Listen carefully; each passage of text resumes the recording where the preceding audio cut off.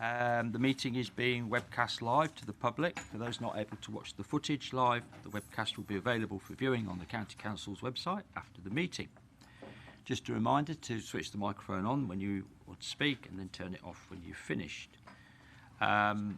Substitutions, Mr. Bolter is here for Mr. Charlesworth. I don't think, other than that, I think everyone's here. Is that right? Yeah.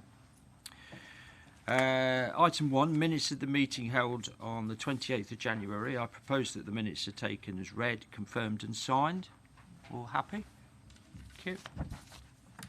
Item 2, I've not received any questions. Item 3, nor have I received any questions from members of the council.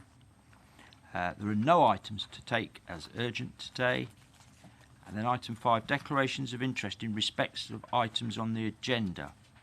Now, I'm assuming that everyone who is a district, borough and parish councillor will wish to declare a personal interest in item 9, review of proposals for the development of a unitary structure of local government in Leicestershire. Are there any other declarations? No? Okay. Are there any declarations of the party whip? No. I've not received any petitions. So that takes us to item 8. I'm going to welcome Joe Wilson, Chairman of the Police and Crime Panel, representative for Leicestershire County Council, and Ewan Walters, who's the committee officer who supports the Police and Crime Panel. Joe, you come on an annual basis to update us on the work of the panel, insight into what the panel's doing and the scrutiny of that you undertake for the Police and Crime Commissioner. I understand you've got a couple of slides to present on the current situation, so please go ahead and do that, and then I'm sure members will have a few questions. I think we're particularly interested in understanding more about the 107 additional police officers that the budget recently passed provides for. Anything you can tell us about those, timing, how long they take to get into recruitment and in place will be helpful. And then I'm also very much aware of the debate going on at the moment nationally about crime, policing numbers, reductions and so on, and what the impact of that. So if you've got any local information about what the situation in Leicestershire, we'd welcome that as well. But over to you. Well, first of all, good morning everyone, and thank you for inviting me along. Yeah, I do come along and meet you every 12 months, except on this occasion I think it's 9 months, so we're a little bit ahead of schedule on this occasion. I can remember last time I told you we'd got 2 new independent members, and they've very well settled in, and we were approaching the annual meeting. So therefore I did have to say at that point I might not be chairman anymore following that meeting, but somehow I managed to have the competence to the panel for another 12 months on that occasion.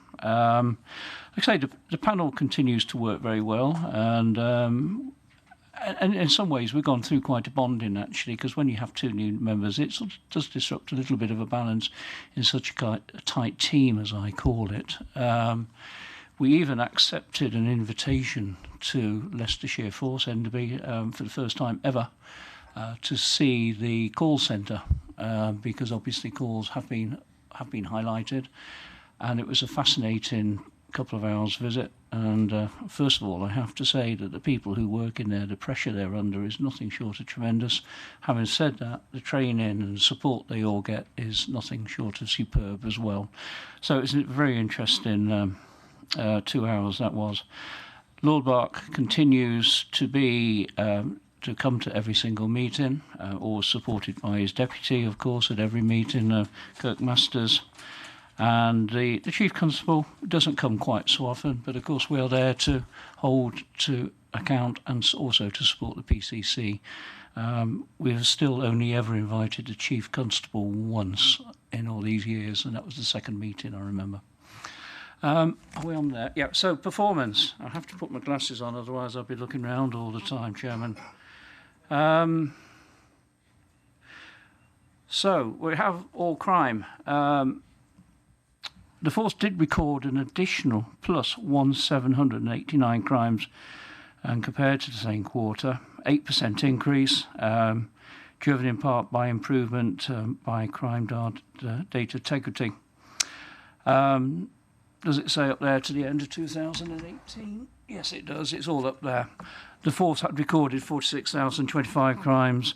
Now, has to be applauded, of course, in my opinion. Obviously, the police have been working at this one, and certainly things are picking up there. So I do think that's a good news story. Having said that, I do still meet people in the street who say they ring and the phone isn't picked up. But of course, I never quite have the information the police have. How many times did they allow the phone to ring, etc., because there's always two sides to every story. As you see, violence with injury offences have reduced by 7%, and as you see, violence without the injury has seen a 41% increase. Rape increased by 16%. I think that is largely down to recording, but it's still a grossly underreported crime. There's no doubt about that. It may show an improvement in confidence in the police with the increase there. August, as it says, obviously was a bit of a peak, and 28% of total rape offences recorded were historical offences. And of course we hear about this on the media now all the time, where rape offences do go back sometimes 30 years, and it's going to be very difficult. And also it's very exhausting on the resources of the police. Hate crimes, which Michael's already mentioned, where Michael is over there, mentioned to me, reduced by 12%. I think there was question marks about those figures still. And obviously burglary offences reduced by 244 offences. I have to remind everyone that, I do represent, as you said right at the start, I am the County Council. I'm not here to represent the OPCC, and I'm certainly not here to represent the police. All I can do is represent as chairman of the panel. So there's some good news and bad news there, but having said that, I've got more confident in the recording than I used to be fair, Chair. If we could flick over to the preset and budget, which has been interesting, certainly at Melton Mowbray, a district that I do have a bit of involvement in, people have been taken a little bit aback by the size of the police budget, especially when they look at the various districts' budgets. But I do have to say to everyone that the Police Crime Commissioner has done absolutely nothing wrong. He's just following government guidance, and it's a switch of funding going on. But on the 1st of February 2019, as you'll see, the panel did unanimously approve the Police and Crime Commissioner preset budget. And I have to say that was predominantly in support of the increase of, or the improvement to 107 officers through retainment and new employment. People very pleased to see that. The interesting thing, it was raised at the meeting, after the meeting. If you look at the Band D that's raised in the city, which takes the lion's shares of resources, of course, and then if you look at Charnwood, where's Jonathan? No, there's Jonathan. Band D raised in Charnwood. Charnwood isn't that far behind in the resources that go to the police actually compared to the city. But if you look at the difference in population, it's a massive difference. But of course, the peak of criminality is always in the city, especially on the Friday and Saturday night. It says in there, obviously, Leicestershire Police will be increased by 18, 19, 20, further 27 in the year 2021. So that may answer your question earlier on, Chairman. And but in reality, 250 officers to account for those that had left the force as well. So the rationale, as it says in the fourth bullet point, behind the budget was to move police officers away from central locations in neighbourhood policing areas to provide more visibility and better response times in those localities. Now that's good news for those who live in rural areas, of course, because obviously the constant complaint I get, and I'm always told by Byron that I represent the largest rural geographical area on the County Council, and rural crime is certainly a topic, there's no doubt about that, and I'm sure you'll be the same, Chairman, and in your own patch as well. It's a massive concern, but that little bit is good for those who have massive concerns about rural. And then the final bullet point, the preset increase is partly because 4.6 million is required to fund the additional costs associated with the increased pension liability. I was told by Chief Constable that £14 increase for Band D did see the budget stand still. So it's only the final bit that actually increased the numbers, etc. So just on that then, because that was a big issue, wasn't it? Where initially the government said that they were going to pass all that pension costs to the commissioner. Then they rode back from that. Is that right? But obviously, what you're saying there is that it wasn't a total. Yes. The government. Some of it is that a trend? Is it a one-off? Or do you expect that next year that amount will have to be found locally will increase? My understanding, and I at least look for a nod or disapproval from you, and the government did rein back on £3 million or 3.5 going from memory, and I understand that is for 2 years only, and then obviously they will be open to a change again. So a small proportion. So obviously, if they took all the pension policy rise, it would have been far more than £14. Think you can add to that, Ewan? No, that's the situation. Okay, right. Let's open it up then. Michael Wyatt first, and then David Bill. Yeah, thank you, Chairman. I wanted to question the figures about the hate crime. It clearly says here. Well, you put up that it's minus 12%. I would absolutely question that because I had an incident which took place last year. It was a anti-Semitic crime. Rang the police, asked them to see if they could deal with it. I had letters, I had evidence, everything. You name it, I've got the material which absolutely proves it was an anti-Semitic attack on myself. And the police said, yes, we'll get the hate crime officer to contact you. I'm still waiting. She left a message on my answer phone, which I've still got, saying yes, we will deal with it and we'll get round to it. It's over 6 months now. This incident happened, and it got to the stage now where CCTV has had to be installed in my businesses because of the fear of another attack. It's incredible that somebody who's not Jewish is getting anti-Semitic material shoved through my post, and also verbally getting attacks as well. But the police don't, you've got minus 12, and I think what I'm trying to get at here is it's only minus 12 because the police cannot be bothered to deal with this issue. You've got officers turning around and saying, well, it's a tick box exercise. This should never be a tick box exercise. It should be something the police take very seriously. It's been on the TV, it's been everywhere saying, it is a priority, we want to deal with it. They're not dealing with it. So I would ask the police crime panel, please look at this information, look at why the police are not dealing with it, because I think this must be a priority. Well, thanks, Michael, and obviously I'm sorry for the history of this. If you can send me the details, I will obviously move them on to the PCC, and I'm sure he would chase them up with the Chief Constable. But just in a more general comment, minus 12, the PCC does have the feel, and certainly does the panel feel, it is a very grossly underreported crime, very grossly underrated. We have had papers on it in the past, and there will be papers on it in the future as well. Why it's so underreported, we don't know. It does show, it maybe shows a lack of confidence in the police on handling this situation. I don't know. But the PCC, I can say, does share your concerns on these particular figures. But if you can get me the details to me, I will forward them to the PCC. I mean, you just asked why it is being reported, but they're failing to give a crime number, so it is actually logged onto the system. Until that is logged onto the system, then the minus 12 is going to stay there.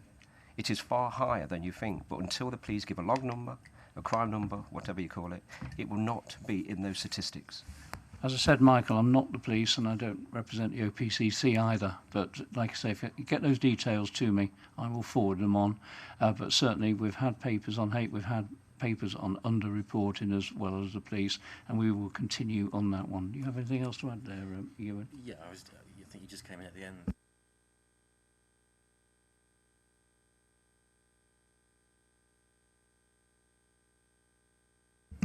Yeah, I was just going to add to that At the January 2019 meeting, we had an agenda item on the HMIC FRS report into Leicestershire Police, which raised a lot of criticisms about under-reporting of various different crimes, particularly sexual offences. And the panel did have a lengthy session questioning the reasons behind that and scrutinise the PCC on that issue. Okay, so all you can really do is pass that to the Office of the Police and Crime Commissioner and ask him to raise it with the Chief Constable. Yeah. And on top of that, the panel itself, in general, will continue to share the concerns, as Michael's expressed, on hate crime, because we do share the PCC's concern. It is a grossly underreported crime. Okay, David Bill. Thank you, Chairman, and morning, Joe.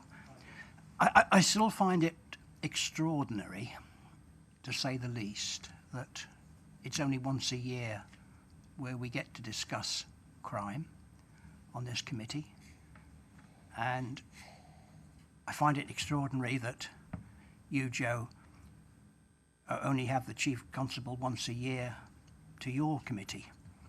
I mean, no doubt the world is now a much safer and pleasanter place than it was, but the fact that the fact that we are now so removed from the Chief Constable, I find bizarre, to say the least. But there we are. That's out of our control. And there was a time when we were in daily touch with the constabulary, but those days were considered not suitable, and we now have to be where we are now.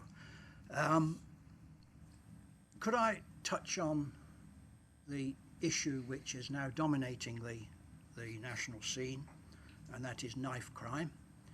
There is clearly a falling out between Cressida Dick on behalf of the Met and the Prime Minister about the degree of policing, the support that the police require to tackle this.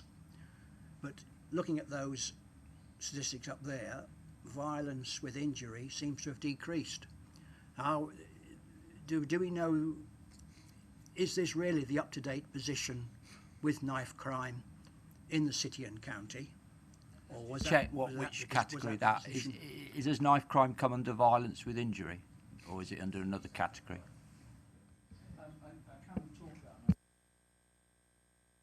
I can talk about knife crime if you want me to, Simon, with some other figures. I think it's useful to know the exact position in the city and county, so that we can give assurances to the communities we represent. So I'm not sure we have the information between the split between the city and the county. If I could just answer David's opening, of course, and he's well aware that the PCC's job is to hold the Chief Constable to account. I certainly know that the Chief Executive of this council is very keen that Simon Cole comes to this council once a year to ask any questions as well raised by members. We've only ever invited Simon once, David, but occasionally he does come, and on other occasions he doesn't come. The present Deputy Chief Constable comes, Rob Nixon, and obviously, as we all know, Rob has been around Leicestershire a long time now, and a very, very competent person to have around. But on knife crime, I've got a little bit of written text here, if I could read that out with your permission, because it's quite informative as well, and so I don't want to scan through it and miss anything. During the course of Q2 1819, there were 603 knife crime offences recorded. This is an increase of 112 offences, or 23%, when compared to the same quarter of the previous year. This includes those incidents where a knife or a sharp object is seen, threatened, or used. Operation Viceroy operations ran during Q2, and this operation had the stated aims of using available powers and legislation to disrupt, deter, and detect serious violent crime and organised criminality. This was followed by a national Skepta campaign designed to deter and detect the carrying of knives for a week throughout September. Results from the 2 Viceroy operations resulted in 13 arrests being made and 7 knives and a large quantity of drugs being recovered. Operation Skepta also yielded successful results with 220 knives handed in to surrender bins, 35 stop searches completed and 18 arrests being made. Further to this, 7 stores were subject to test purchasing and all passed.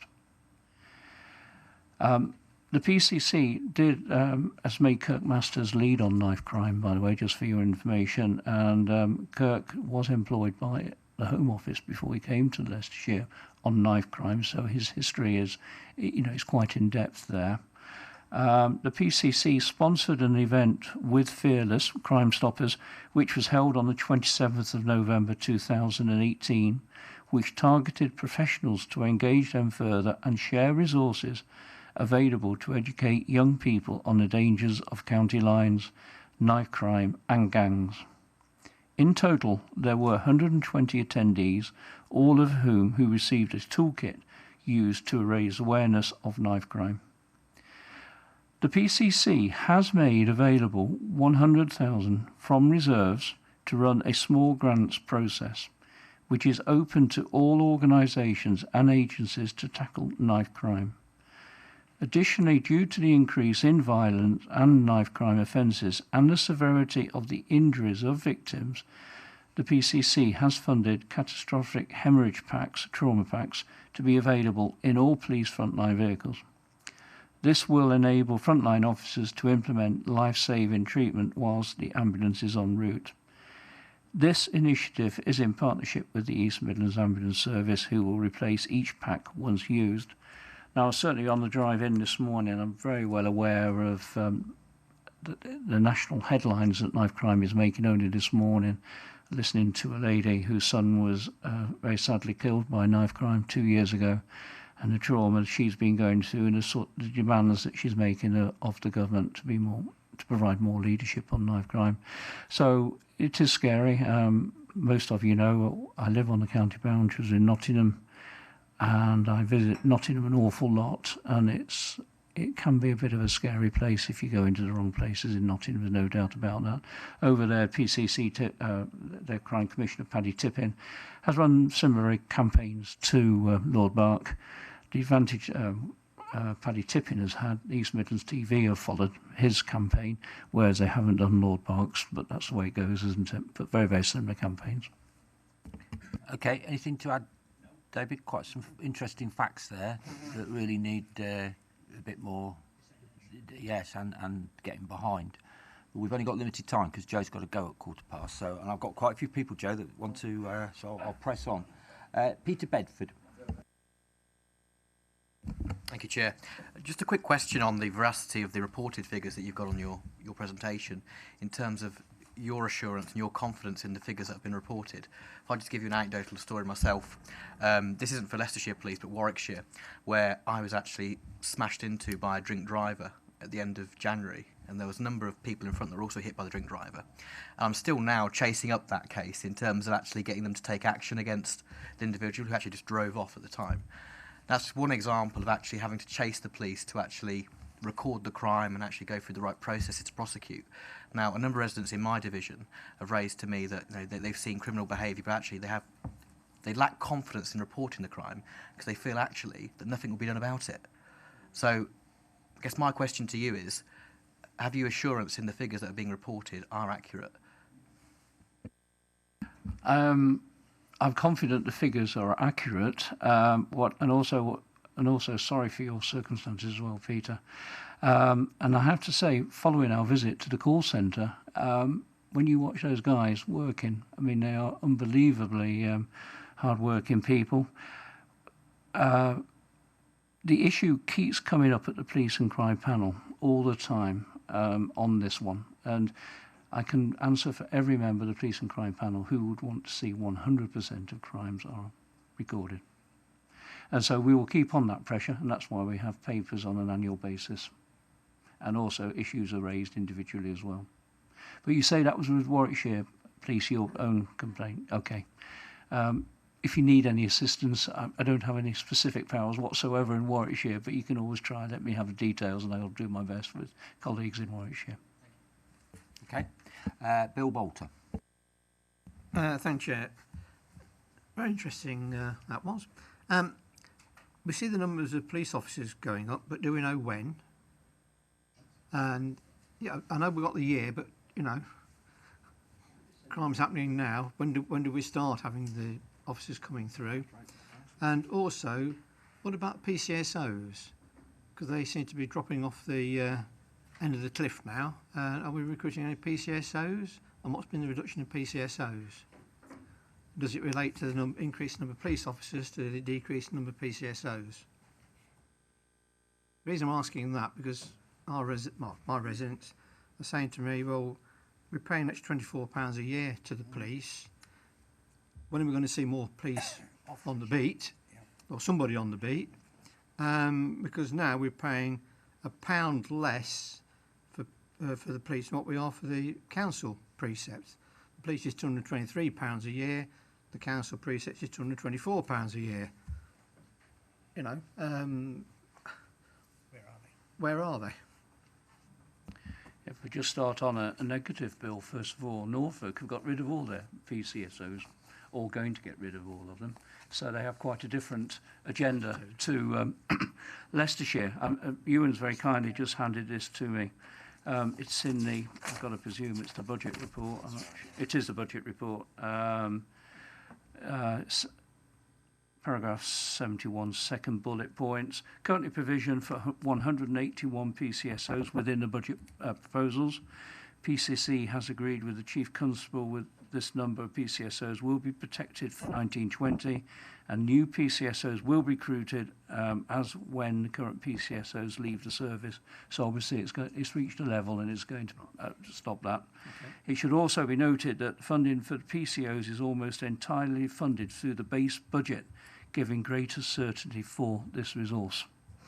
Previously, a significant contribution was made from reserves to fund PCSOs, and this reliance on one-off funding has been reduced significantly for 2019-20. So I think you can take some comfort from that, Bill.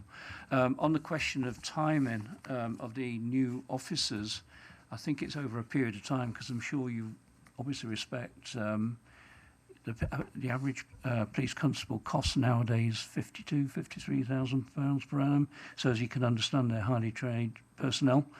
It takes time to recruit the right people. It takes time to train those people. So you're not suddenly going to get overnight an increase of 107 officers. That's not going to happen. So yeah, okay. Ewan's going to 2 years.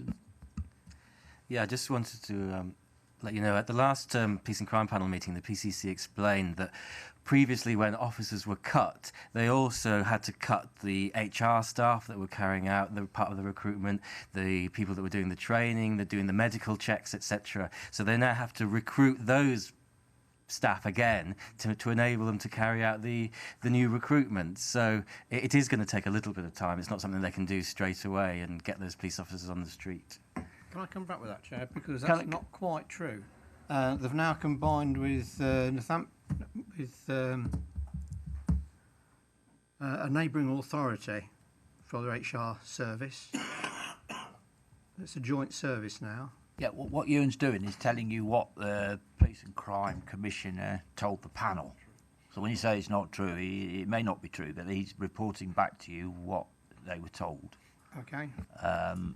So, but why would it be any different in another authority? They've probably gone through the same process.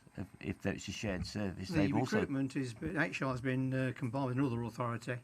So there's one authority doing the recruitment for 2 or maybe 3 different police forces, and the medical staff are also the same as well. Yeah. This is really going from memory now, Bill, this little bit is. I do think there was a reorganisation of HR, wasn't there, across the 5 East Midlands area. Ali Naylor, I don't know whether she still leads on HR force. I'd be surprised if she didn't, actually, a very competent lady. We can check that all out with her for you, and then... Yeah, if you could just let us know what the current arrangements are, whether it's a shared service with other authorities, because that could affect its capacity going forward, couldn't it? Can you say again, please, Simon? Sorry. If you could just let us know whether there is a shared HR service. Yeah, will do. Who's it with? Who is it Yeah, with? will do. That'd be really helpful. Yeah, Is will that all do. right, Bill? Okay. Can I just, in recruitment of 107 overall, I think it will possibly take up to 18 months, something like that, Bill. It is a long, long time, but I've already seen adverts, and I'm sure you have in your local press and on Facebook and everything else, asking for people to put their names forward. Okay. Alan Pearson. Hello, Joe. Just quickly, a great feature recently has been this dedicated knife unit in Nottingham. I'm not sure it's on the report. It was on TV. Where they've reduced, just a suggestion. Is there any thought process of putting that forward in Leicestershire? Dedicated. It seemed to have worked and reducing knife crime. I've heard no mention of that from, excuse me, Lord Bark, but as I said, he works very well with the Paddy Tippin in Nottingham, so I suspect he's following very closely what they're doing in Nottingham. Terry Richardson. Thank you, Chair. Just a question, if I may, Joe, about the finances.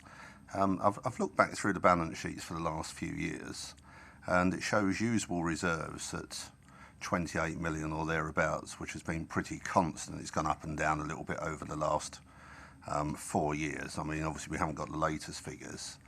I know from talking to Lord Bark, which I did last Friday at an event, that he believes the correct figure for usable reserves should be 6 million. I just wonder why those reserves aren't being used to accommodate more frontline officers, or have I got my figures wrong?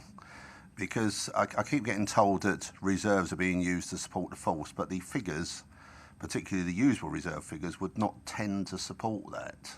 And that figure could put another 100-odd officers back on, and now it would appear, and I appreciate there's no certainty, that government may be more flexible on financing for the police. It would strike me, particularly with the concerns we have over crime, particularly knife crime, to use some of those reserves to increase the force number might be sensible. I'm going from memory, I didn't quite hear what Ewan said there. I do think the government I won't say directed the PCCs to use more of their reserves, but I think it certainly came from a suggestion from the Police Minister, Terry. But there is if you go, do you have a copy of the budget report, Chairman? I say, okay. On page 48, use of reserves and balances, it's all there. It's very, very long, though. I can read the highlights out if you want, Chairman, but of course it does take more time up. But what the Lord Bark is saying here in his report, Terry, is in considering the 1920 budget, the Commissioner has reviewed all of the reserves held. As detailed above, the MTF is predicted on the prudent use of reserves over the first 4 years of the plan. On current assumptions and forecasts, it's estimated this reliance will not be required by the 5th year of the plan, and in fact a financial contribution will be able to be made to reserves should the current assumptions hold. In November 2018, a reserve strategy was agreed, which set out the following principles for managing reserves. General fund reserves should be in the range of 2 to 5% total net budget, between 3.7 and 9.4 based on the 1920 budget. Budget equalisation reserve can be used to support the budget, but there must be a strategy to move reliance away from the reserve over a period of time. Other earmarked reserves should only be used for specific time-limited projects to provide financial cover for the potential future financial liabilities and for investor-saved projects. An ongoing reliance should not be placed on reserves to deal with the funding of financial deficits, and a clear plan should be in place to move reliance away from one-off reserves, and there should be an annual review of those reserves. There's a little bit more, but I don't think there's any more. Does it actually say, Joe, what the current level of usable reserves is anywhere? Because that's my issue. I've looked back through the balance sheets, which are public information on the website, and if I've interpreted them correctly, they've not moved from around about 28 million. They were 28.9 in 15, they went up to 30 million, they're back to 28.6. So there's been very little movement. Now, if you're looking at a range, as you say, of 2 to 5%, that would be round about the 6 million. And therefore, you know, there seems to be an awful lot of money there that could have been used to support frontline officers, which hasn't been, and I just wonder why, if I've interpreted the figures correctly. what I can say, Terry, is it's not in here, the information you acquire, but what I can say, he has used reserves to help recruit the 107 officers. Can you get a definitive from their treasurer on what the total reserves held are currently? That'd be really helpful. It's all right. Then he'll get back. Then Ewan will get back to you, Simon, at the appropriate time. Yeah, Rosemary will sorry. circulate it. Thank you. Rosemary. Yeah. Okay, Kevin Feltham. I'm pressing on because you've got to go in 7 minutes. I'm disappointed with some of the figures you've done. I mean, obviously, I appreciate they've come through the PCC. Unreporting of crimes is obviously a key issue. My worry also is the response times that I've been told. I had a person in my village that got his car pinched overnight, sad thing and so on, but that was it. It just happened that someone up the road, their CCTV picked up the whole event, including the person who pinched the car and their face very clearly. Phoned the police, said, we've got all this data. Took them 3 days to come and collect up the footage. It's that issue, I think. I appreciate the resources and so on and so forth, but maybe they need someone who basically goes around and responds to things a bit quicker. It would have helped, certainly, just bring the, again, the feeling that people have that perhaps that their issues aren't being accommodated. And secondly, outcomes. I do check every month on my area for the crimes that have been reported and some of the outcomes. Very, very low percentage outcomes of which member of the public would say would be good, because if they catch someone, quite often it's we can't prosecute, even if they know who it is. There's a whole load of stuff in there where the percentage of outcomes is very much less than the percentage of crimes reported. Just a comment, really. Just for that, it's not their decision to prosecute, is it? They make a recommendation to the Crown Prosecution Service. They make the decision whether to. We've had a bit of criticism of the police this morning, but we can't lay that one. I think the police need to make better reason as to why it needs to be prosecuted. Clearly, if the Crown Prosecution Service keeps saying there's not enough evidence, maybe the police need to be doing some more. Okay. Just on the CPS, by the way, just interesting, it's only about a month ago, actually, and it does relate back to hate crime. I did meet the CPS, I think she leads the whole of the East Midlands, doesn't she? Janine Smith, on these figures, etc. Effectively, why wasn't the CPS taking more hate crimes to court? And she certainly went through... We spoke to her for about an hour, and it's quite a can of worms, actually, what she has to deal with, and also she has to deal with a great lack of resources. But she did explain she's doing her best, and maybe we could go into that another time, Simon, actually, because I'll have to dig out more of the facts from the interview. But that was certainly an interesting hour. Basically speaking, you're talking a lot about rural crime here, aren't you? Because, like me, you live out there in the sticks, and it takes... I can remember a few years ago someone fired a firearm through my window, and I've never seen so many police within 10 minutes in my life. But when it comes to the normal run of policing, shall we say, as we all know, it does take time. And the whole of the budget is designed effectively to try and respond to the rural areas far more, as explained earlier. There has been Operation Darwin going on as well, which is also to help alleviate all these issues, Kevin. Again, you can rest assured the panel keeps continuing to hold to account the PCC on this one. And I'm certainly well aware Lord Bark does his very best, and he's constantly holding the Chief Constable to account. Terry Einan.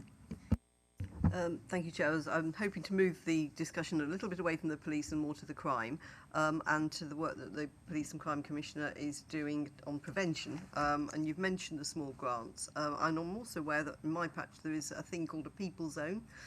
One of the issues we've got that I'm aware of in my patch, and has come up at our parish council in particular, is that residents will be fully aware who the criminals are, and in fact what they're up to, and can tell us in quite some detail of the low level marketing that is going on of stolen goods and drugs. And yet when they tell the police, they're saying nobody's interested.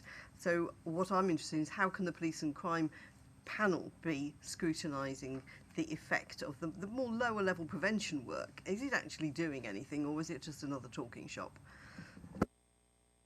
We're not going, yeah. obviously links into Kevin's question more or less the same in some parts, of course. We do have a review on how the criminality money is spent every now and then. The actual time allowed for it is limited, of course. But having said that, we will do that. What was the name of the particular organisation you mentioned there?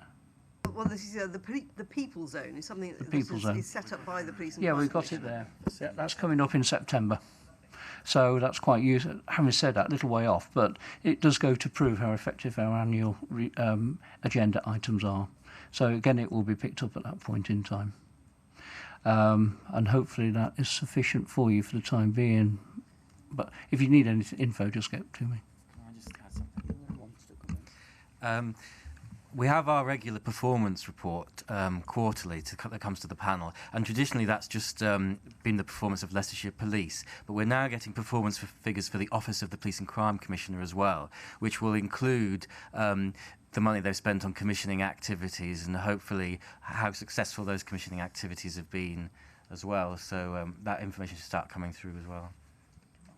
Just very interestingly, Chairman, they have a new way of recording of demonstrating their performance reports.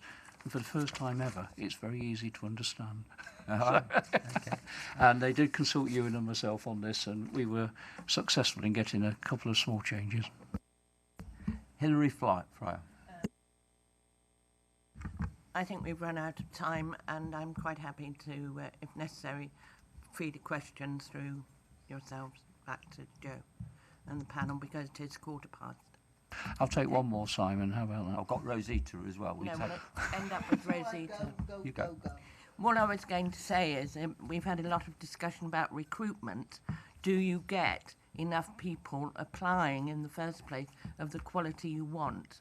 Because, or the OPC and the Chief Constable one, you can't have just accept everybody. It's a very stringent and it's a very difficult job. And I think that we ask for more police, and sometimes you could throw all the money in the world at them and you won't get the recruits that you need. And this is a difficulty, I think. The Chief Constable was present at the meeting this came up, and there's absolutely no shortage of people coming forward. In fact, way too many in many ways for them to go through. The interesting thing that did pop up, for those of you who follow Facebook will be aware of this one, because it's quite clearly demonstrated. You have to have a degree nowadays. Yeah, to become a police constable. Now, Lord Bark is, and I do share his view as well, by the way, he's quite upset by this, because it does exclude a lot of people who have that old-fashioned police snout, as I call it. And I certainly have, I think I have made, yes I did, I made representations on this one to support Lord Bark, because he's taken it to a national level as well. But hey-ho, we are where we are, that's national guidance, Simon. Okay, thank you very much. So thank you very much for coming and taking us through that. As you know, this commission is the council's statutory body for crime, community safety. So that's just so members are aware, that is our duty to look into that. And the commissioners are going to have some further discussions, really on Mr. Bill's point, about what opportunities there are in the future to actually, for a police officer to come with you. So that, I mean, some of these questions that were asked are a bit unfair putting to you. I know you'll act as a conduit, but we are looking at what powers, what responsibility we've got to actually try and get someone sat next to you that could take some of those more difficult operational questions, such as Mr. Wyatt's and Mr. Bedford's. Okay, thank you very much for coming. Well, thank you everyone, and have a good day. On your next item. Okay.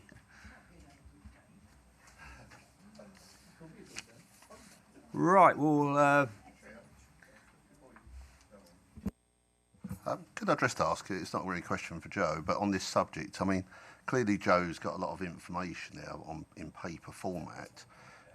Would it have been possible to have that before the meeting? Because that might all on the website. Oh, is it all on the website, right? The police and crime panel agenda is just like any other committee. That's fair enough then, that's my fault then, so thank you for that, Chair. Published. Yeah. And you can go on there and look at it. So I think members should do that research. Well, I've done some research, but not fully enough. But it is there. Thank okay. You. Thank you. Right, so we'll move. Thank you, Joe. We'll move on to item 9, which is the review proposals for the unitary structure. Now, just want to make some comments before we open this up, and to remind members that all we're actually doing this morning is agreeing or not agreeing to send this to the Cabinet. It's the Cabinet's responsibility to decide how they take this forward. So this report summarises our discussions at meetings held on the 14th of November, the 30th of November, the 6th of December and the 15th of January. So we met on 4 occasions and went into this in quite some depth, as well as discussions at the Overview and Scrutiny Committee meetings during the week commencing the 5th of November. So each committee also had a report. Crucially, the report does not make any clear recommendations in favour or against having a unitary authority. What we've tried to do is set out the findings from the evidence that we gathered at those sessions and issues that we think that the business case, which you'll recall that the leader said is the next step he thinks the council should take, that the business case should address. So I would summarise the issues as follows.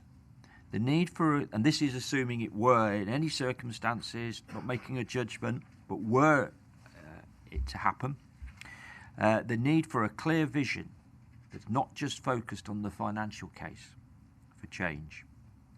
And then secondly, the principle of transition first, then transformation.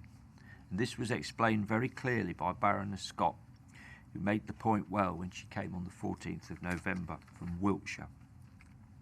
Next, greater clarity is needed around the area committees and the planning governance. I'm thinking of development control arrangements.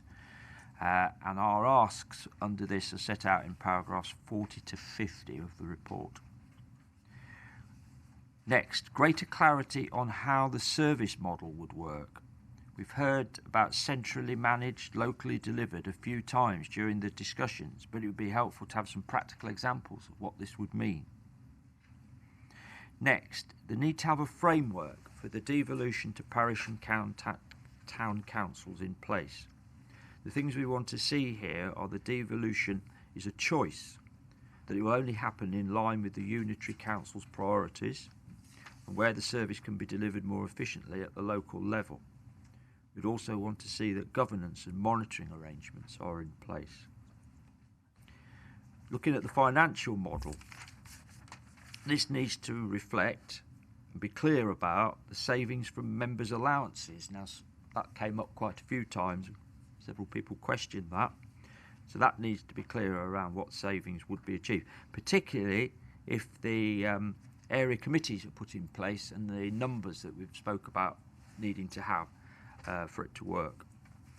And then the transition and then transformation approach, i.e.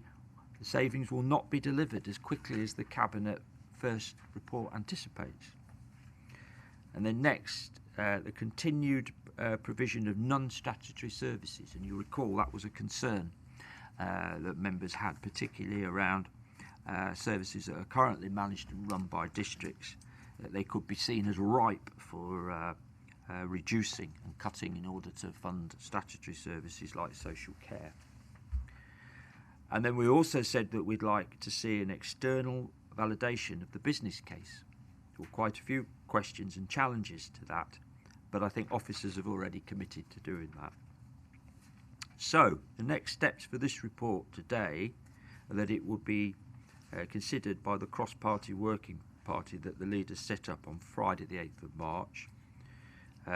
Together with any further views from the working party, it will then be submitted to the Cabinet on the 29th of March. So, over to members. Jonathan first. Yes, Jonathan Morgan. Thank you very much, Chair. Really, a couple of points to raise from reading the summary presented to us today. Really just sort of starting with, on page 14, item 6, the summary of findings. I admit I missed one of our scrutiny commissions through ill health, so apologies. It may have been covered in a lot more detail in that particular session than I was missing at. One of the questions I've asked and listened to very intently to all of the presentations that have been given to us, and every single session I've tried to ask the same question, which is actually about the appropriate size of any unitary. And one of the points that was made, I think on the first session, I asked a question about the government's preference on size of a single unitary. The government seems to indicate that 300,000 plus a margin, and I've tended to assume the more questions I've asked in private of ministers and others that seems to be an indication of about 330,000, in other words, 300,000 plus 10%. And clearly that's something that's been minded, I think, to be followed by other areas that are actually considered unitaries. As yet, we haven't had any proposals anywhere in the country of a multiple of 330,000. They've all either been a single unitary where splitting into two would be less than 330,000, but no unitary proposals come forward that are actually being in addition to 660,000, which would be obviously the multiple of 330,000. And clearly our Leicestershire County Council is 690,000, so that is a multiple. It would actually be the first time that any unitary has been proposed in this country that is a multiple of the government's recommendation for a baseline figure. So I've asked the question at every single session, which is what is the right size for a unitary?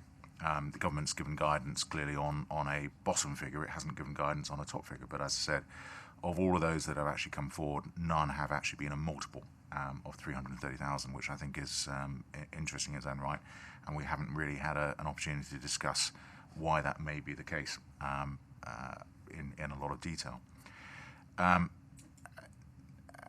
as such, that sort of really comes to the opening point. The report started with the intention of actually looking at two different options. One was a single unitary based on 690,000, and the other was two unitaries, which I'm assuming would be roughly half that, plus or minus, depending on where the splits would be. But from really the people that have actually come forward to present evidence to us, the evidence has all been provided from the basis of a single unitary rather than actually a dual unitary. So I think it may well be that we haven't actually explored both options that came forward to us in possibly the same level of detail. And I appreciate item 6 refers to a general consensus, doesn't refer to everyone agreeing. But certainly unless I missed a particular session that was actually on the two unitary model, it may well be that that possibly hasn't been discussed in the same level of detail as maybe a single unitary. And given, as I said, the fact that no other unitaries come forward that's actually been a multiple of 330,000, I think there's an interesting question as to why that maybe hasn't been the case up to now. It may well be that actually there are, there is a first time for everything. But it would be interesting to actually understand the government's thinking on the upper limits rather than actually just the lower limits, and it may well be we haven't actually proposed that or actually discussed that in any detail. The second point really is about going on to page, I think it was page 30 from memory. Let's just quickly just double check, just so I'm not heading off down the wrong route. May well have been 32. This is here we go. Sorry, 31, page 31.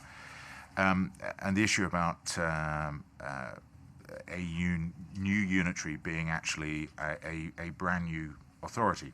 And certainly, I think we had a session that quite clearly set out that any new unitary would actually obviously have to be a brand new entity rather than actually just a continuing organisation.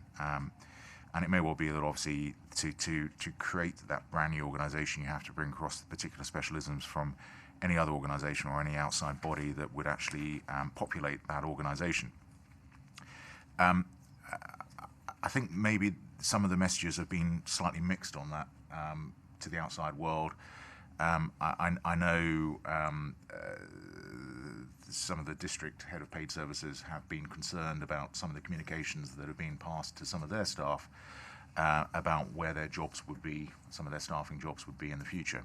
And it has been an issue that has been raised by the head of paid services and hopefully has been raised with the head of paid service here at the county, because I think the one thing about all of this is immensely unsettling when talk of mergers happen. Anyone who's been in an organisation that's actually been through a merger will understand the stresses and strains that staff in particular who feel slightly remote from the discussions and the processes that are taking place, how it affects them and their families. We saw that recently with obviously all the announcements about car industries in the UK. And I know, talking to a good friend whose family grew up being a worker at British Leyland, every single time that a story about the future of British Leyland was in the headlines, the stress that it caused their family, and he remembers it particularly as a kid growing up, the stress that it caused their family was just immense. And clearly, this is a process. I think we can't underestimate the stress that it's causing a lot of staff, not only here in the county, but also in the districts who may be affected by any merger. And I think we probably owe a duty of care to our staff to be very honest about how this works, and to be very clear about how it works, because the truth is, it's not a straightforward process. And the savings outlined, when you actually look at the tables, the savings reliant on reduction in staffing numbers to actually achieve some of those savings. It's not all just about efficiencies, it's actually about reducing the total headcount. And I think as a result, it's really important that we are very careful about the language that's used, because the last thing we want to do, especially given the leaders' comments about the unlikelihood of this particular proposal succeeding. He's been very honest about that, and I think that's to be welcomed. It's honesty is always the right thing to do. Given the unlikelihood of this particular proposal happening, if it sent out a message to staff not only across the county but also the district councils that their jobs and therefore their family incomes are at risk, that's of concern. And I'd raise that formally, I think, probably at this meeting, because I think it's duty bound on all of us to make sure that our staff in particular are not given an inaccurate message and start to fear for their jobs and their futures. Thank you. Okay, yeah. So, I mean, I think the key issue in your second point then is being clear about where we go from here, given the situation that we're in, and the statements that have been made by ministers. I mean, there's nobody here from the Cabinet which are leading this. We did go into some detail about how this was going to be done under the legislation, given that the Secretary of State had said there won't be any more under the way that recent ones have been done.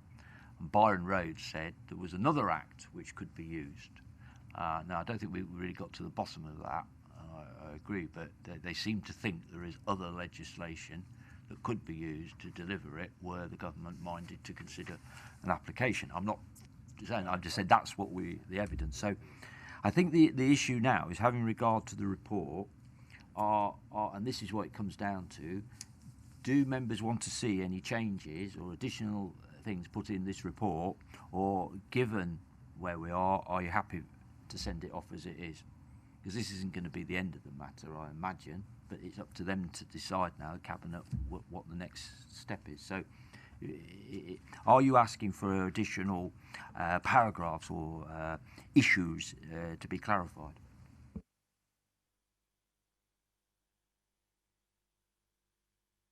Form part, obviously, will form part. Rosemary's taking notes. That will form part of the minutes. Perhaps what we should say is that, in addition to this report, we would like the minutes of this meeting to go to the Cabinet, which will reflect the discussion which taken place. Would that be a reasonable compromise that would ensure your concerns are captured? Are we all in agreement with that? That would be appended to the report, and that they need to look at the minutes as well in considering the report. That's okay, isn't it, Rosemary? We can do that. Yeah, okay. Right, Michael Wyatt. Yeah, thank you, Chairman. Yeah, I do apologise that I haven't been to the previous meetings, mainly because of personal reasons. I lost my father, so I had to deal with that first before, obviously. But I have been reading all the information, and, it's been fairly, interesting, but it's basically repeating everything what we already know. Personally, I think it's a complete and utter waste of time. It's a waste of money, and if anything, I think they should abandon this idea. It's just crazy. North West Leicestershire, it'd be an absolute disaster for us. Having a unitary authority, you're going to be out of touch. completely bloated with bureaucrats, and the service would be even worse than it is now. Leicestershire County Council is probably the worst delivery of service I have ever come across. I was back here in 1992, and it was very good, very good. But now it takes months and months and months just to even get a phone call, let alone getting somebody to answer an email. So no, I will never ever support unitary status for Leicestershire.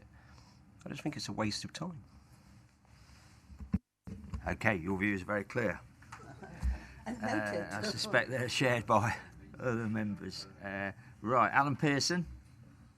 Okay. Again, I just make some point that we have darkening financial situation. We're aware of that. We keep talking about fear of funding. We still got no clarity, which is a concern for all of us sitting here. We still really don't know where we are. There's some funds been made available this week. With how that's going to be spread out over, it's a carrot. It's nonsense. There is a desire to streamline. I think change in all organisations is good because we all change. I don't think that's a bad thing. And the concept of a single tier authority does make sense on the surface. But there are numerous economic and local factors that need to be investigated further. And I think Jonathan's touched on that. Have we done enough investigation? Have we seen authorities that have failed? Gloucestershire binned it, and there's a number of areas where unitaries aren't working. And my concern is that we've got a desire there, and I like that desire, but I think we could do a little bit better in the investigation and looking at warts and all. I don't think we've done enough warts. And so I think we do need change. I think we need change somewhere, but how and when, and that's my concern, is I do feel we could still further investigate this, purely because of the benefits it could get us, but also there is pitfalls and we have to be very aware of them. Thank you. Okay. Brenda Seaton. Thank you, Chair. Change, streamlining, yes, that's all good, and it's quite obvious that something needs to be done.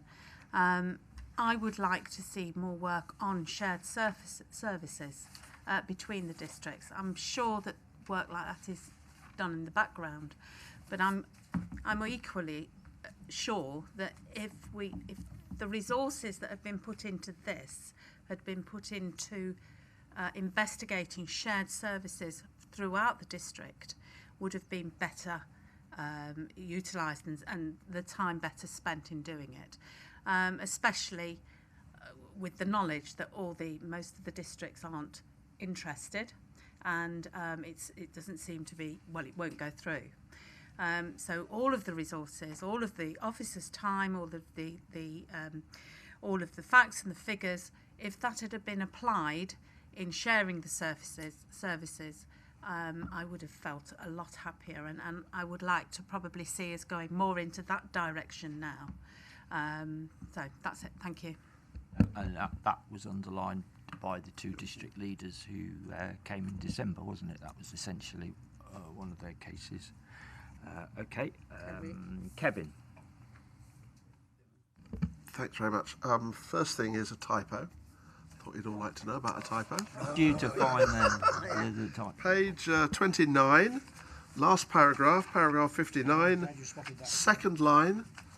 There is an additional It says identify whether A having a community infrastructure. Yeah. Got it? Yeah. Sorry about that. Yeah. But then the second point, my other point is that essentially, I think I am very much in support of what's been written here. Okay, there are quibbles and things, and certainly I think the points that Jonathan was making, I think, are really very concerning. If staff are being given information that they shouldn't be at this stage, I think that's very, very concerning. But I also, just out of question really, who authored this? That's simply it. Okay, well, it was obviously it was put together by the officers, but the Scrutiny commissioners met, and we reflected, or attempted to reflect, the discussions that had taken place. What we decided very clearly was, given the controversy about this and the different views, it was not ever going to be the case that we would come out one way or another and say, we're absolutely in favour of this, or we're absolutely, well, individuals are absolutely again. But we weren't. What we were going to try and do is produce an objective assessment of what we'd heard, and that's what we set out to do. And what underlining to me is, for whatever reason, the government could turn around tomorrow and say, we're going to do this across the country because it's going to save so much money, so on and so forth. If it were to happen, how could we make it work as best as we possibly could? And that's kind of where the starting point is that we were. And we did ask for some changes, and it was really about reflecting this issue about the local, the central local.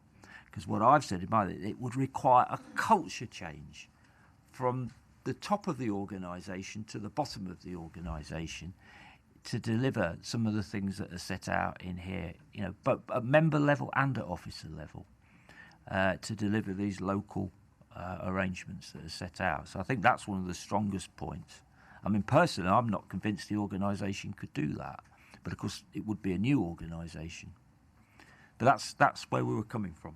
Is that answer your question? Thanks, Chairman. I'm glad to clarify that. I'd assumed it was something like that, but it's useful to have it on the record. And I think the other point really about that is that, and perhaps I'm speaking with a particular point, of course, I'm not a district councillor, so maybe that makes a difference. But therefore, my view of the organisations is perhaps a bit different than those that are already double-hatted on that sense. Okay. Terry Richardson. Thank you, Chair. I think all the authorities across the county have recognised that there is a need for change of some type going forward and how best to achieve that. What I would just say is, were Cabinet minded when they review this to actually go to a business case, I would actually urge them for a couple of things. Number one, on the financial side, we've got the information there from Wiltshire, Cornwall and Durham, but I think what we need to do is to reflect more on where they started from in terms of the savings. So all those councils were considerably better funded than us.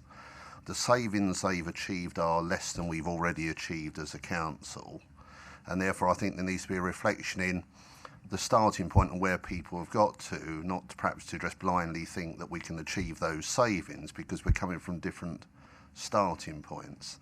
I do agree with Jonathan that I would also urge that business case to have a further look at two unitary authority structure, just to perhaps put a bit more work and effort into it, just to see on the basis of, is our understanding correct? And I would also urge that business case, when it comes back, as it will at some point, should it be mandated to this body, that we do have considerably more financial information in it for us to review than we've hitherto had as a committee. All for comments. Bill Bolter. Thanks, Chair. Yes, Kevin's mentioned the fact that he's not double-hatted and some others are, but we're not here today thinking about districts. We're here thinking as a county.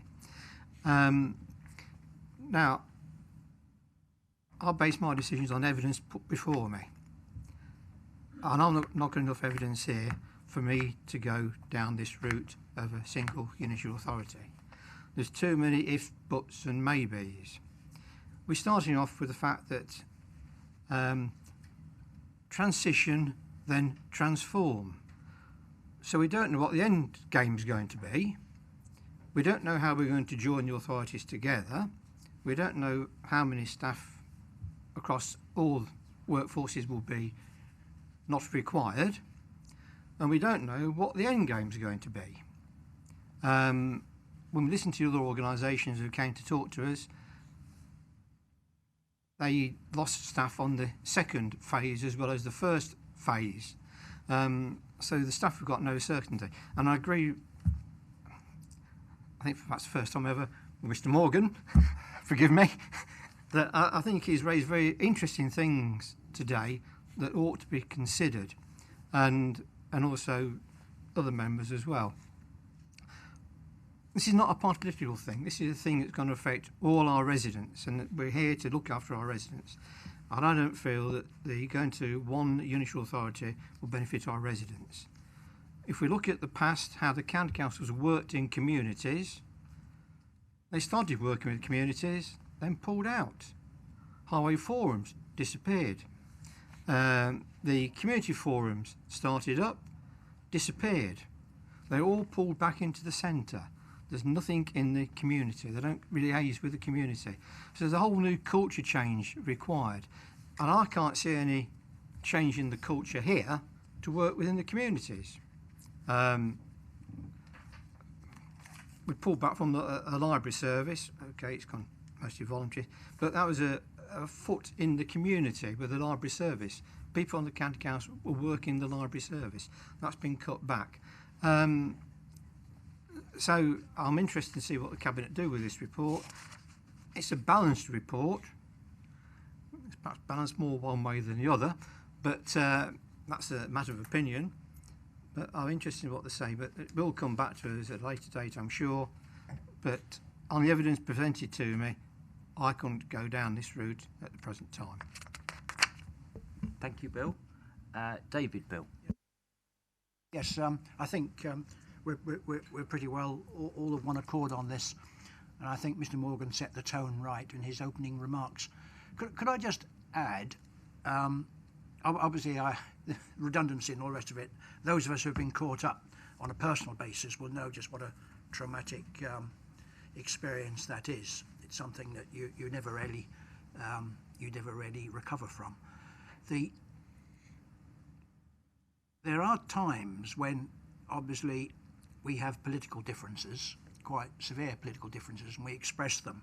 And sometimes I think members of staff think that members are criticising them personally. And I'd just like to have on record that that is not the case with me, that I've always found the staff here totally courteous, civil and helpful, as indeed have the staff at district level. There's no difference of opinion on a personal basis between the delivery of services from members of staff, and if that has come across at any time, I do regret it. I think we have a first-class set of officers here, and I wish them all well in the future. But I do agree with the general thrust of what Mr. Morgan said, and with the general thrust of the discussion this morning. Yeah, I mean, thinking about Michael's point, the problem is there's not enough of them at the moment to deliver the demands, the increasing demands that the public and needs that the public has. Right, okay. Brenda, you wanted to come back. Just a point of clarity on what I was saying. Apparently I was told that I wasn't using the word county. I didn't separate the two very well between county and districts. I think Rosemary will tell me whether I did or not. I think the gist of what I was saying was understood. Whether I got county and districts mixed up, it was collaboration between the two. Yeah. Yes, so you're talking about exploring shared services between the districts and the county. And the county. Yeah. Yes. Okay. Thank you. Peter Bedford. Thank you, Chair. I mean, I come at this with with an open mind in terms of I sit on here as a county councillor. I don't have a second hat as a borough or district councillor. I'm a little bit concerned about some of the views expressed by members in terms of being against the proposal. This is an outline document of what we want to see put in the business case for this proposal. So the business case hasn't yet been written in terms of the full detail behind it. So the process has gone through, as the chairman highlighted, a number of meetings where we've had different bits of evidence brought in, that's been considered. The scrutiny commissioners have reviewed that evidence and we've input into the officer's report that's in front of you today.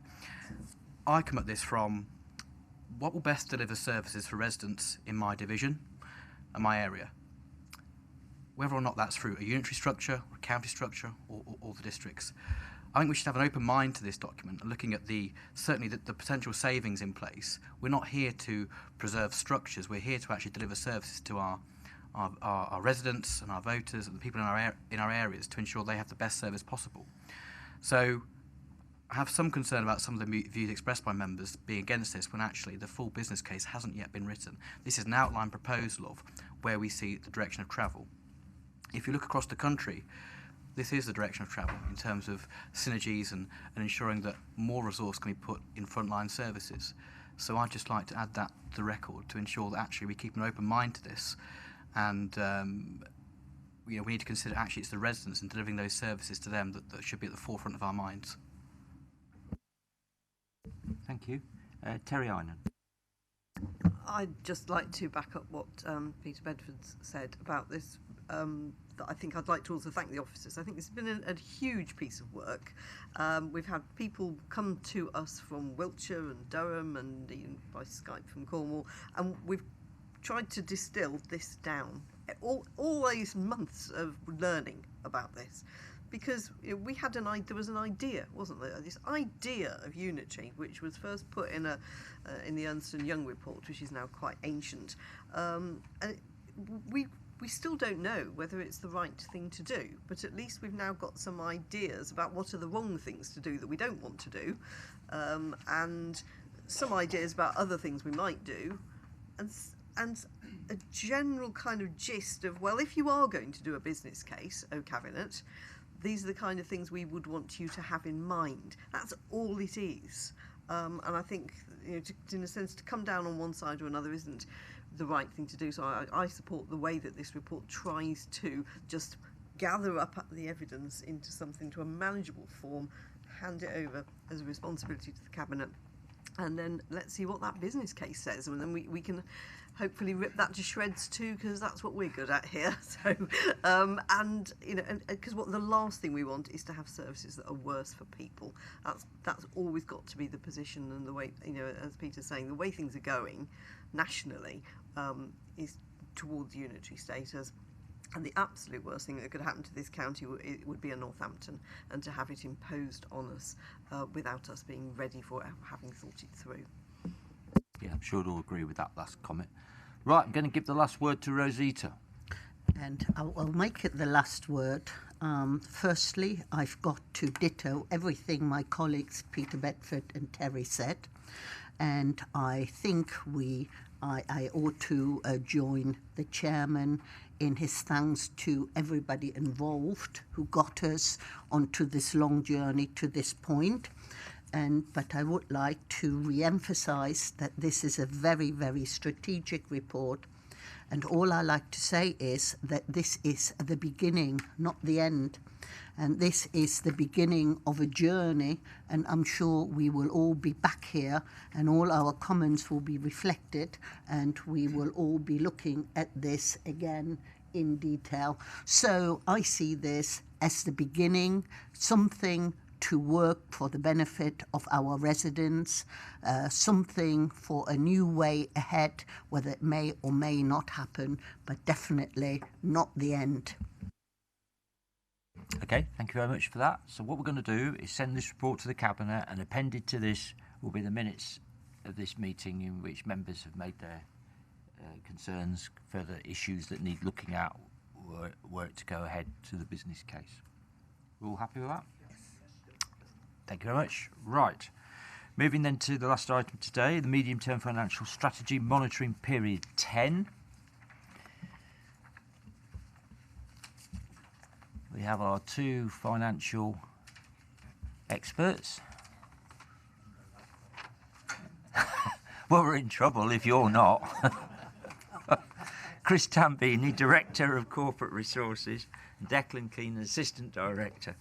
Gentlemen, which one of you would like to do the introduction? Can we suggest we split this revenue first and then capital? We'll take questions on the revenue and then we'll do the capital. Okay, thank you. I presume you just want quite a light introduction to leave time for questions. So the last time came was period 6. The revenue position's improved a bit since then by roughly another couple of million, bringing the latest projected underspend to 7.5 million. And in truth, the themes are in there are sort of a similar to sort of last time we spoke. The main difference is we've had a few more grants in from central government, which was sort of announced around the time of the settlement and around the time of the budget, that sort of boosted the position. So if you turn the page to 36, the main area, and it's been sort of probably the main focus in the MTFS, is around the dedicated school grants and the SEND costs within there.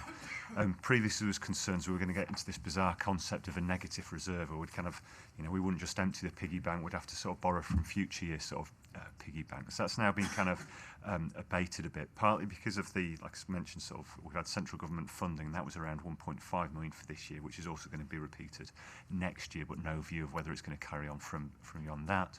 But also some growth funding that was allocated. The school forums agreed, because they didn't need it for growth funding, that we can use it for this purpose as well. So that's pushed back the issue a little bit, but the underlying problem is still the same. That we've got sort of the cost of sort of providing the necessary sort of education to this children is very expensive. We need to find a cheaper way of doing it. So the department has sort of instigated a development program, and at the moment, although it's early stages, the initial signs are good. The engagement from schools in terms of offering additional places through sort of a capital investment are good, and also indication from government in terms of funding a new schools are good as well at this stage. So it's early stage, but it's on the right track.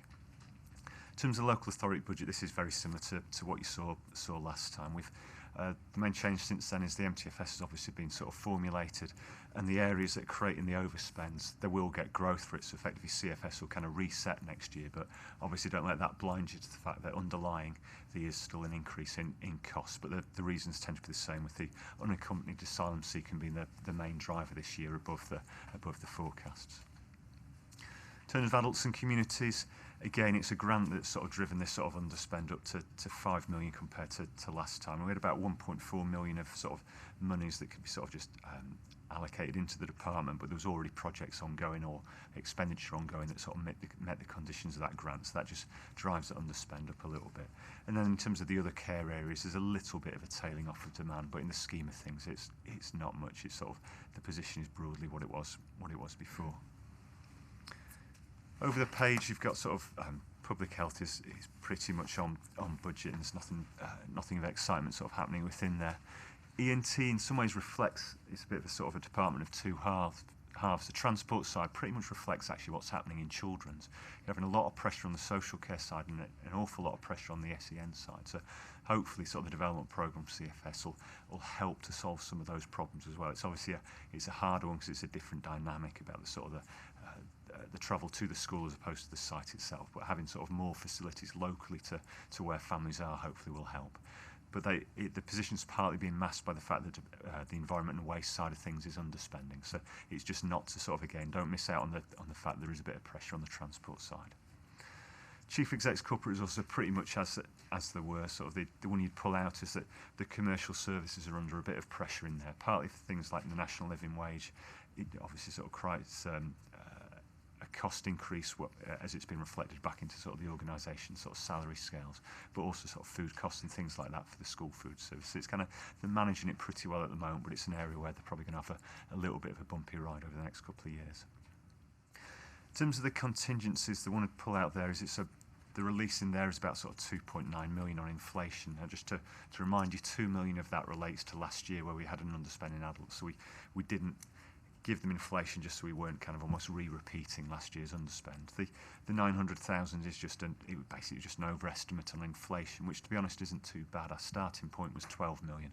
It can be quite a volatile area because you're trying to estimate inflation across the whole organisation, whether it's external contracts or pay. So it's kind of, to only be out by less than 10% is pretty good with the variability you can experience there.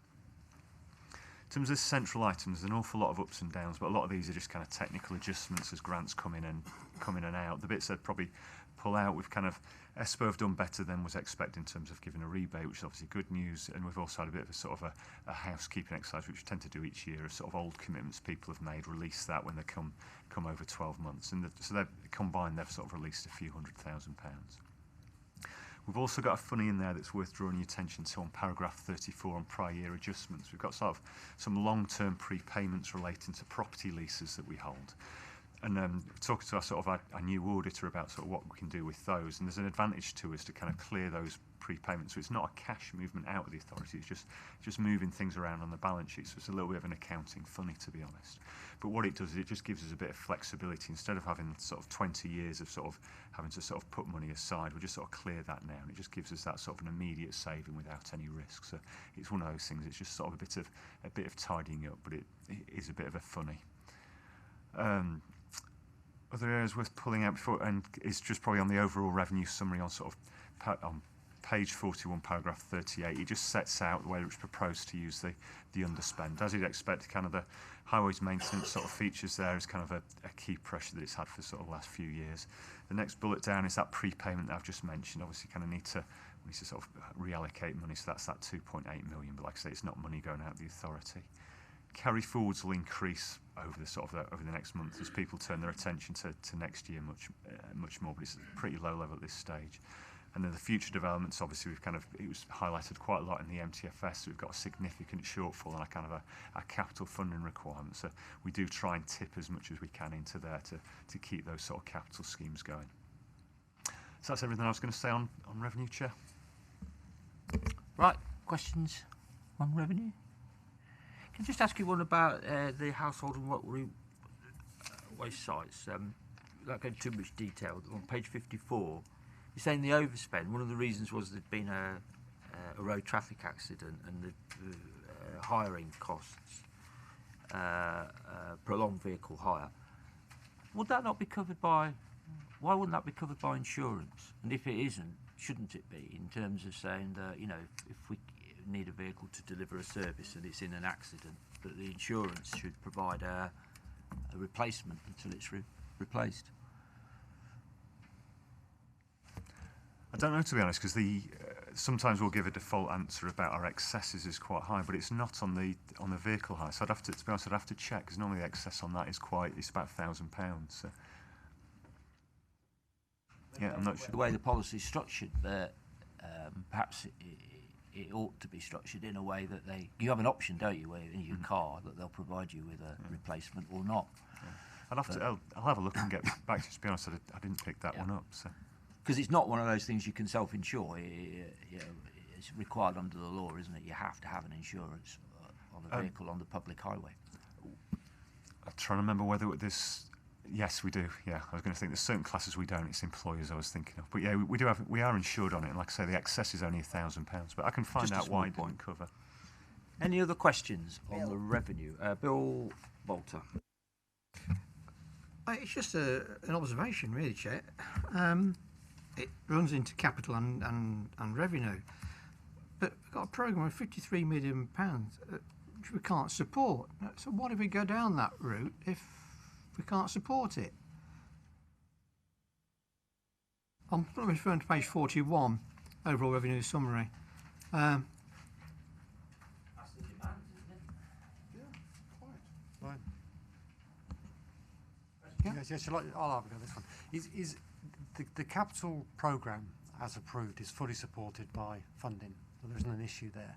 What we also have is what we call a future developments pot, where we've calculated we think there's about £71 million worth of other schemes we're going to need to bring into the programme at some point, and we've only got £18 million worth of funding for that. So you're right, there's £53 million shortfall. To a certain extent, that's always been the case. There always are lots of schemes that we're working up, and funding will be found at the point we bring it into the programme. Having said that, there is an issue around the demands on the capital programme, particularly given the growth agenda for Leicestershire around roads, schools, etc. So it is a growing demand, and it is something that does concern us. So it is an issue we're looking at. And at the moment, you'll be aware that we haven't borrowed any money for capital schemes for probably the best part of a decade. And it might be something that in the future we'll have to reconsider, just because of the huge pressures on the capital programme that are only going to grow. That would break Byron Rhodes's golden rule, wouldn't it? That we don't do prudential borrowing. I could see him saying it now if he was sat there. Yeah. Byron is, to be honest, it stood us in really good stead, the fact that we haven't borrowed money for the best part of a decade. Our borrowing costs have reduced by about £5 million a year over the last kind of sort of 10 years. So it would be an issue, because clearly you have to pay that money back. If we did it, I don't think we'd be doing it for a few years, but you look at the demands out over 5, 10, 15 years, they're huge. Fair comment, yeah. Okay. Alan Pearson. Just back to page 54, and just the mainstream school transport. You've said there's a forecast of reduction because a number of people aren't requiring the service or not. contracting the service. School numbers are going up. They're the figures. Is there a reason for this? Is it academies are doing their own thing, or why is the demand on that transport? We changed the policy. Nearest school, nearest Leicestershire school. Historically, and that's exactly the reason why. Yeah, historically, you could get the transport to what was your catchment school. We broke the link between the catchment, which we no longer control, because that's the academies. They set their own. Excellent. And the transport. The policy did that, so and you've that's got a what's choice. Impacted then, definitely. Nearest school, nearest Leicestershire school, nothing else. Okay, fair enough. Excellent. He's answered it. I've lived it. Yes. We've lived it. I've lived it. My area is absolutely furious about it because they can't get a school bus to where they want to go. But it's done. Right. Okay. That's it. Anyone else on revenue? No. Right. Do you want to just say something about capital? I think one of the things is really, really important, isn't it? This SEND consultation's going on at the moment for the building programme, but until it's delivered, you won't achieve hopefully any of the revenue savings on the high needs block. So, assuming it all goes through, and from what I've seen, there is general support for this investment, and schools seem very positive towards it. Is there a timescale when you hope to actually say, okay, there's the buildings, there's the classrooms, we can start taking children?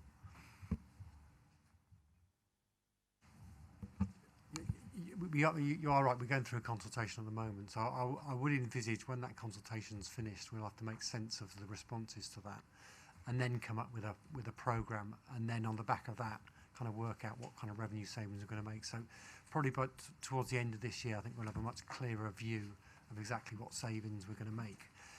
And just on that, I mean, Declan mentioned in the introduction, we do think we are going to build up a bit of a negative reserve on SEN over that kind of interim period, which will probably be sort of probably 2 or 3 years, I would anticipate. But I think more visibility on exactly what the programme will be by kind of autumnish time. Okay, anything else to add on capital you haven't already said? It's interesting.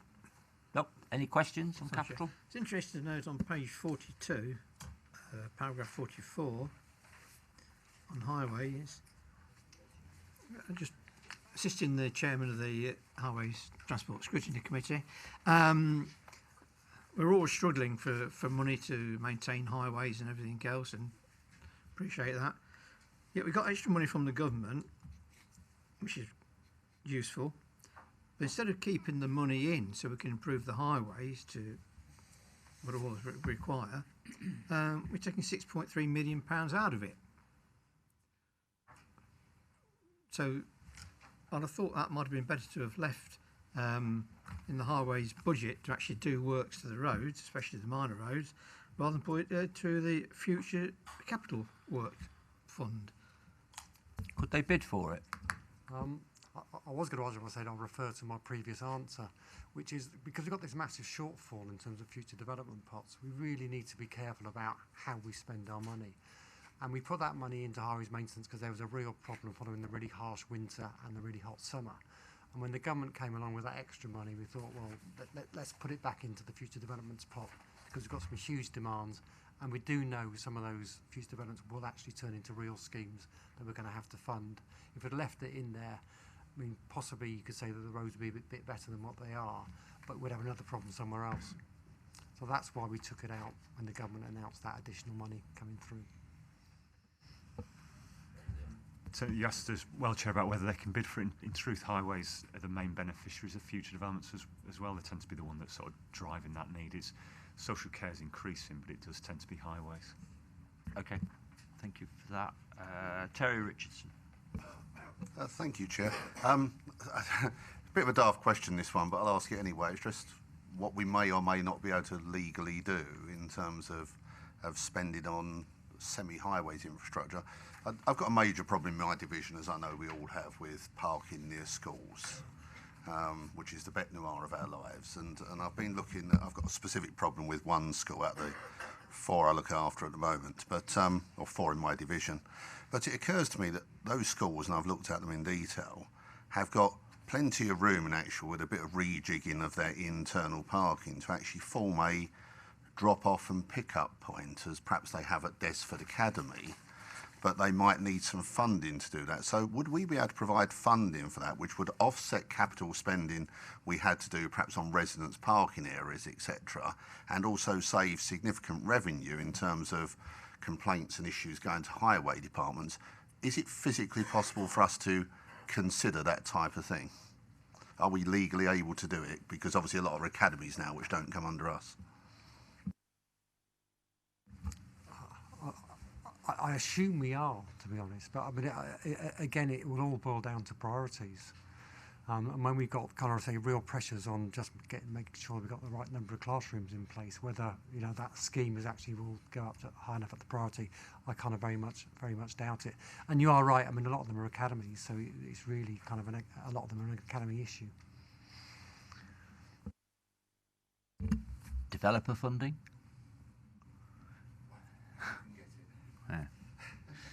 Yeah, okay. Right, anyone else? Could I just ask, obviously outside this meeting probably, but more information on 2/3 of the way down, page 42, the Hinckley Hub 1.1 million slippage. I didn't really understand that paragraph. I think there was some words were missing out of that.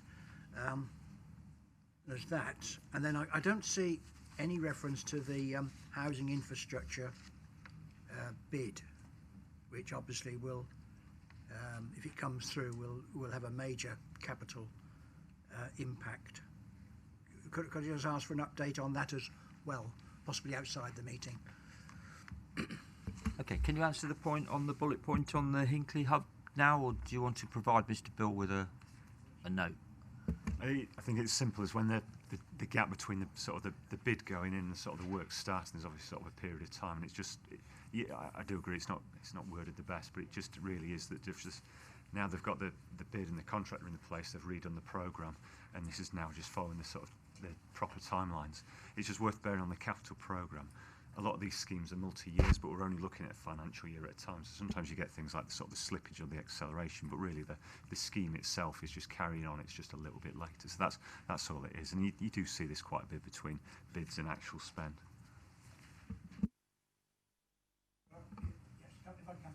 Briefly, if I could see details of the scheme, it'd be appreciated. I could probably pick up the HIF bid now as well. There was a report went to Cabinet before Christmas which kind of outlined the HIF bid. The deadline for the bids going in is going to be, I think, towards the end of this month, in 2 or 3 weeks' time. It's been delegated to various officers to get those bids in, but they would only be accepted on a report to Cabinet. So in effect, Cabinet will have to accept the bid if they're successful at some point in time, probably, I imagine, summer, early autumn. And then it would be shown in the capital programme, would it? Then it will be shown in the capital programme, yeah. Okay. Is that right, David?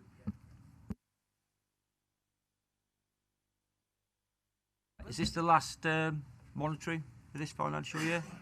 Okay, so we will see you again in the new financial year for the first monitoring. The outturn. Okay, thank you very much. Thanks very much for coming. That finishes all the items today. Somebody said we will be done by 12:30. We will be. The date of the next meeting is the 10th of April at 10:30. Thank you very much.